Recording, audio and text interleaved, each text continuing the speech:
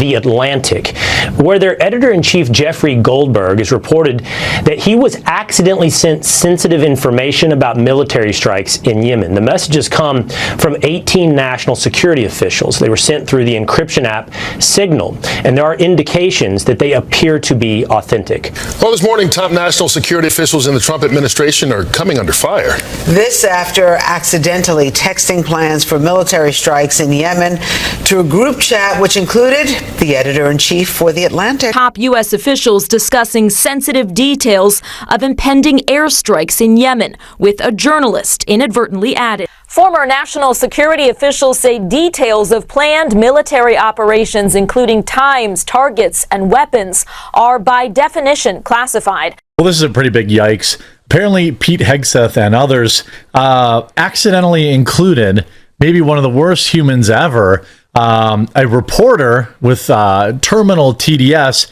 in on a Slack conversation where they are discussing highly confidential war plans. One of the biggest national security failures in terms of American information security in a very long time. So I want to get your reaction right off the bat to this new scandal that's emerged out of the Trump administration, which looks a hell of a lot like a scandal that's emerged back in 2016, and that is that there were numerous members of Trump's cabinet, including his vice president, who decided to start a group chat on Signal to discuss their war plans and accidentally, recklessly included a journalist in those discussions. Kayleigh, having been in the White House, there are certain top secret gizmos and venues that they use, and you don't use a commercial app that can be hacked. Yeah, there's a channel that you're supposed to stay on with that kind of information. Now, I heard someone on CNN suggesting maybe there were Signal apps added to government devices somehow. All that remains to be seen, but I imagine the White House press shop would have gotten that information out by now if that were the case. Look, this was an obvious mistake, obviously. I will say, as my dad says, when you eat crow, you got to eat it hot. And the National Security Council ate it while it was hot. They did not try to deny this. They came out. They said this appears to be authentic. Good on them. The detail I'm wondering about is the Jeffrey Goldberg detail about war plans. He says there were operational details, but he did not want to share them because it would be compromising. I don't trust Jeffrey Goldberg. The last time I sat on the couch with you guys, he had the ridiculous story about Vanessa Guillen. He had the suckers and losers. He is not a credible reporter. And how does this most horrific of all reporters in Washington, D.C. get added to your text chain? There are a lot of questions. So that's okay. As you can see, the left and the right are seeing this in two totally different ways. But I'm going to give you the hardcore facts and let you come to your own conclusion. Who's got the better argument?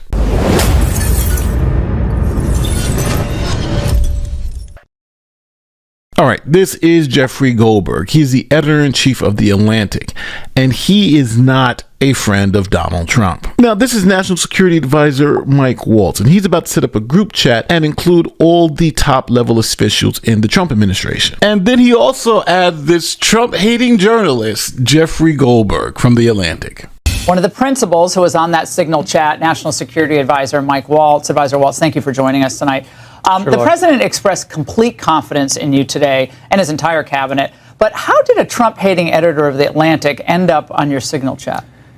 Laura, I'm not a conspiracy theorist, but of all the people out there, somehow this guy who has lied about the president, who has lied to Gold Star families, lied to their attorneys. A few moments later. Is someone in your intel team trying to cause trouble here? Because that's the scuttlebutt out there. Look, we have people. No, look, this is a great group. The president has a great team. This is not first term. No, your team. I'm not talking about the other principals. No. These were principals and a couple of staff that were coordinating, as you saw. You don't know what staffer is responsible for this right now? Well, look, a staffer wasn't responsible, and look, I take full responsibility. I built the group. My job is to make sure everything's coordinated. But how did the number? I don't mean to be pedantic here, but how did the number? Have you ever had somebody's contact that shows their name, and then you have somebody else's number there? I never make those mistakes. Right? You got somebody else's number on someone else's contact. So of course I didn't see this loser in the group. I'm sure everybody out there has had a contact where it was said one person and then a different phone number. But you've never talked to him before, so how's the number on your phone? I mean, I'm not an expert in any of this, but it's just curious. How's the number on your phone? Well, if you have somebody else's contact and then somehow it gets someone sucked sent in, you that it gets contact. sucked in. Was there someone else supposed to be on the chat that wasn't on the chat that you thought was? So on the the chat? person that I thought was on there was never on there. It was this Who guy. was that? What person? Well, I'm not. Look, okay. Laura, I take responsibility. I built the group. So that was a long way of saying, yes, I added the journalist by accident, and I don't really want to tell you why I have his number on my phone. So now the big issue with this is that they were being described as quote unquote war plans. Now, if that's true and they were quote unquote war plans, that would make them classified, and sharing them over the Signal app may be pulling a Hillary Clinton. Now, Defense Secretary Pete Hegseth said these were not war plans at all, nor was any of this stuff classified. Talking about a deceitful and highly discredited so-called journalist who's made a profession of peddling hoaxes time and time again, to include the hoaxes of Russia, or the fine people on both sides hoax, or suckers and losers hoax. So this is the guy that peddles in garbage. I've heard I was characterized. Nobody was texting war plans, and that's all I have to say about that. Now, I want to be clear, the Atlantic didn't drop all the messages because they thought some of it may have been classified. But the Trump team has come out and said none of that stuff was classified. It was all fair game. So the Atlantic dropped the receipts. Using artificial intelligence software, CNN has created an audio version of the group chat. The voices used are reading the text neutrally. No attempt has been made to imitate the actual voices of the officials or alter the text exchange in any way. Even typos are read as they are in the text. Now, present on the Signal chat, in addition to the reporter Jeffrey Goldberg, were National Security Advisor Mike Waltz, who admits he accidentally added Goldberg to the chat. Not Vice President J.D. Vance was there. Secretary of State Pete Hegseth was as well. Secretary of State Marco Rubio, Director of National Intelligence Tulsi Gabbard, CIA Director John Ratcliffe, White House Deputy Chief of Staff Stephen Miller, White House Chief of Staff Susie Wiles, and Middle East Special Envoy Steve Witkoff. Team. Establishing a principals group for coordination on Houthis, particularly for over the next 72 hours. My deputy Alex Wong is pulling together a tiger team at deputy/agency chief of staff level, following up from the meeting in the sit room this morning for action items, and we'll be sending that out later this evening. Please provide the best staff POC from your team for us to coordinate with over the next couple days and over the weekend. Thanks. Mike Needham for State. Andy Baker for VP. Joe Kent for DNI. Dan Katz for Treasury. Dan Caldwell for DOD. Brian McCormick for NSC. Team, you should have a statement of conclusions with taskings per the President's guidance this morning in your high side inboxes. State and DOD, we developed suggested notification lists for regional allies and partners. Joint Staff is sending this AM a more specific sequence of events in the coming days, and we will work with DOD to ensure COS, OVP, and POTUS are briefed.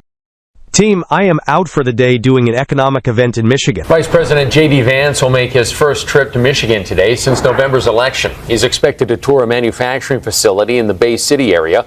After the tour, he plans to talk about the state of manufacturing. But I think we are making a mistake. 3% of U.S. trade runs through the Suez. 40% of European trade does. There is a real risk that the public doesn't understand this, or why it's necessary.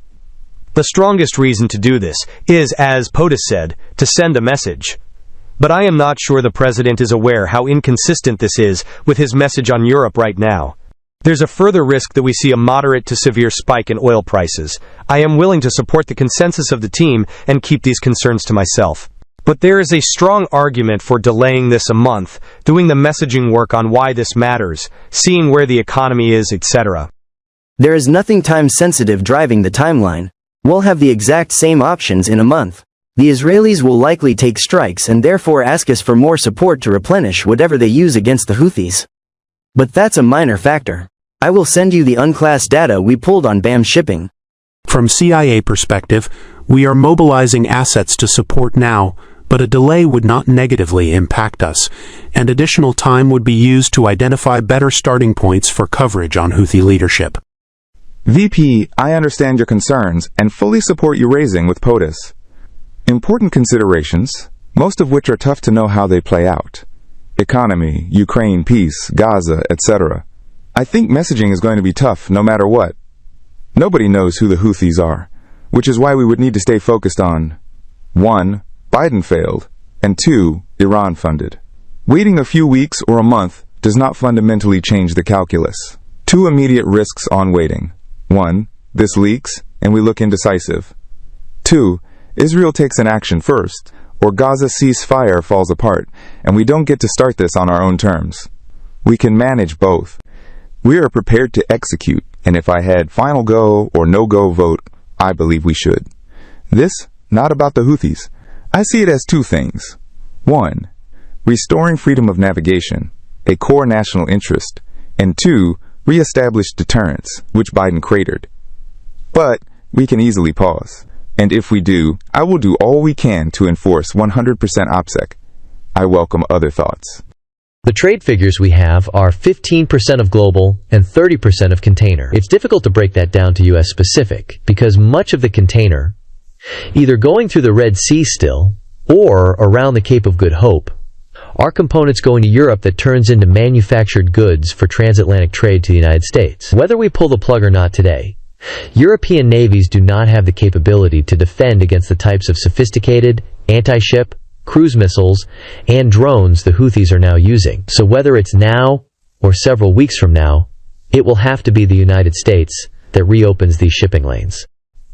Per the President's request, we are working with DoD and state to determine how to compile the cost associated and levy them on the Europeans. As we stated in the first PC, we have a fundamental decision of allowing the sea lanes to remain closed or to reopen them now or later. We are the only ones with the capability, unfortunately. From a messaging standpoint, we absolutely add this to of horribles on why the Europeans must invest in their defense. At Pete Hegseth, if you think we should do it, let's go. I just hate bailing Europe out again. Let's just make sure our messaging is tight here. And if there are things we can do up front to minimize risk to Saudi oil facilities, we should do it. VP, I fully share your loathing of European freeloading. It's pathetic. But Mike is correct. We are the only ones on the planet, on our side of the ledger, who can do this. Nobody else even close. Question is timing. I feel like now's as good a time as any, given POTUS' directive to reopen shipping lanes. I think we should go, but POTUS still retains 24 hours of decision space. As I heard it, the president was clear. Green light, but we soon make clear to Egypt and Europe what we expect in return. We also need to figure out how to enforce such a requirement. E.g., if Europe doesn't remunerate, then what? If the U.S. successfully restores freedom of navigation at great cost, there needs to be some further economic gain extracted in return. Agree. Team update. Time now. 1144 ET. Weather is favorable. Just confirmed with CENTCOM. We are a go for mission launch. 1215 ET. F-18's launch. First strike package. 1345. Trigger-based F-18 first strike window starts. Target terrorist is at his known location, so should be on time. Also, strike drones launch. MQ-9s. 1410. More F-18s launch. Second strike package. 1415. Strike drones on target. This is when the first bombs will definitely drop, pending earlier trigger-based targets. 1536. F-18 second strike starts. Also, first sea-based Tomahawks launched. More to follow per timeline. We are currently clean on OPSEC. Godspeed to our warriors. I will say a prayer for victory. Well, both the United States and the Iran-backed Houthi rebels, terrorists, are promising to ramp up hostilities after President Trump authorized airstrikes over the weekend. And those airstrikes targeted Houthi-held parts of Yemen, and they're aimed to stop the terror group's attacks on ships in the Red Sea, and of course ships and our men and women in the military in those areas as well. Houthis responded with a video showing American flag-draped coffins floating near destroyed Navy ships. But the U.S. is not holding back. The president posted this: "We will use overwhelming lethal force until we have achieved our objective. To all Houthi terrorists, your time is up, and your attacks must stop starting today. If they don't, hell will rain down upon you like nothing you have seen before. To Iran, support for the Houthi terrorists must end immediately. America will hold you fully accountable, and we won't be nice about it." Defense Secretary Pete Hegseth. An era of peace through strength is back. This campaign is about freedom of navigation and restoring deterrence. The minute the Houthis say, we'll stop shooting at your ships, we'll stop shooting at your drones, this campaign will end. But until then, it will be unrelenting. VP, building collapsed. Had multiple positive ID. Pete, Kurilla, the IC, amazing job. What? Typing too fast. The first target, their top missile guy, we had positive ID of him walking into his girlfriend's building and it's now collapsed. Excellent. A good start. Good job, Pete, and your team. The team in MAL did a great job as well. Great work all. Powerful start. CENTCOM is on point. Great job all. More strikes ongoing for hours tonight, and we'll provide full initial report tomorrow. But on time, on target, and good readouts so far. Kudos to all, most particularly those in theater and CENTCOM. Really great. God bless.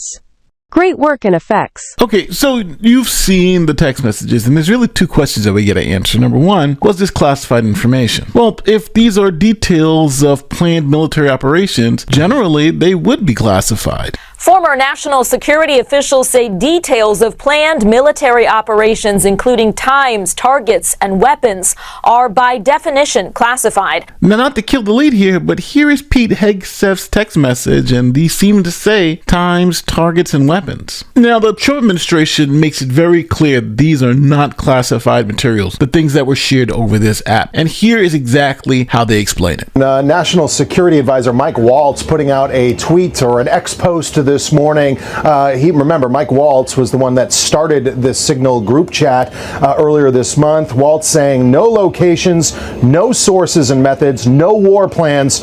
Foreign partners had already been notified that strikes were imminent. So the Trump administration standing by their assertion that no classified information was shared over Signal in that group chat, especially considering that the editor-in-chief of The Atlantic was a part of that group chat. Earlier this afternoon, Caroline Leavitt sticking by that statement and telling members of the media it's time to put this story back to bed. Here are the facts.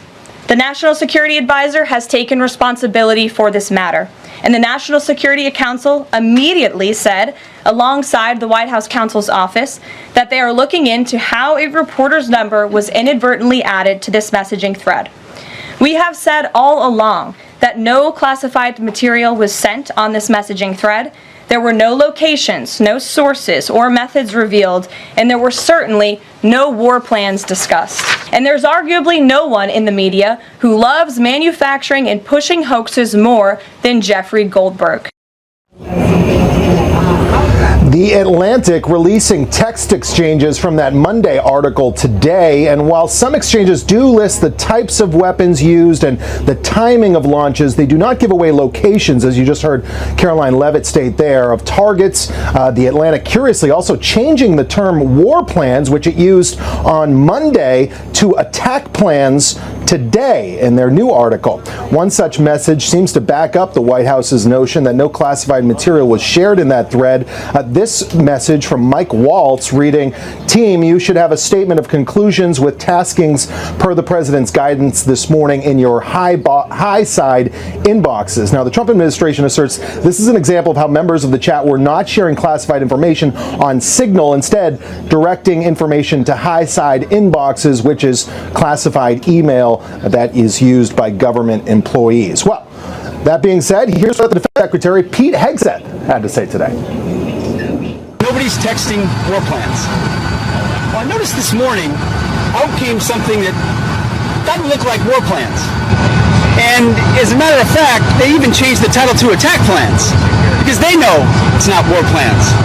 There's no units, no locations, no routes, no flight paths, no sources, no methods, no classified information. You know who sees war plans? I see them every single day. Okay, with that, here is left-wing streamer Brian Tyler Cohen, and he's going to give you his perspective. Today, The Atlantic's Jeffrey Goldberg released even more information that directly contradicts the bullshit stories that Trump's cabinet members have been peddling over the last few days. For example, there was this claim by Pete Hegseth. As I also stated yesterday, nobody's texting war plans, and that's all I have to say about that. So those same troops that you are proud of, do you regret putting information like the ones you did in the signal chat that could endanger those same American service members? Nobody's texting war plans. I know exactly what I'm doing, exactly what we're directing, and I'm really proud of what we accomplished. Nobody's texting war plans, he said. Only small problem. Here are the war plans as texted by Pete Hegseth, the guy who just stated unequivocally that nobody is texting war plans. And look, admittedly, I'm not a national security expert, but 12:15 Eastern, F-18's launch first strike package, 13:45, trigger-based F-18 first strike window starts. Target terrorist is at his known location, so should be on time. Also, Strike Jones launch MQ-9s. 14:10, more F-18s launch, second strike package. 14:15, strike drones on target. This is when the first bombs will definitely drop pending earlier trigger-based targets. Yeah, kinda seems like war plans. Now here's Dave Portnoy from Barstool, and he is a MAGA-loving Trump supporter. Here's what he had to say. This Houthis